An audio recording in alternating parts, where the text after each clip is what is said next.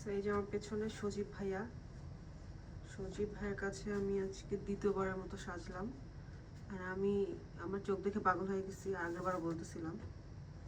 আমার হেয়ারটা একদম আমার মনের মতো করে দিচ্ছে, এত ভালো সাজায়। কি বলবো আমি তাকে নিয়ে? ভাই আপনাকে নিয়ে আমি কি বলবো? আমি আপনাকে ভয় পাই। আপনি যদি কোনো প্রোগ্রামে আমাকে ইন্টারভিউ নেন, আমি ভয় পাই ইন্টারভিউ দিতে।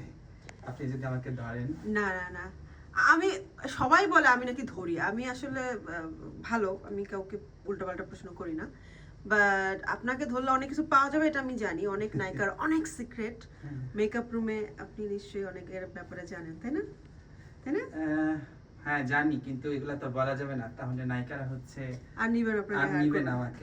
আমি যখন কাজ ছেড়ে দিব তখন আমি অনেকগুলা ইন্টারভিউ দিয়ে তারপরে কাজ ছাড়বো, কারণ আমার আমি অনেক নায়িকার নামে ইন্টারভিউ দিব তখন কাজ ছেড়ে দেওয়ার আগে। আর তখন বলবেন যে কে আপনার সাথে ঝামেলা করছে, আপনাকে বকা দিছে, ওটাও বলবেন। আর কে ভালোবাসছে ওইটাও বলবেন। হ্যাঁ, ভালোটাই বেশি বাসছে।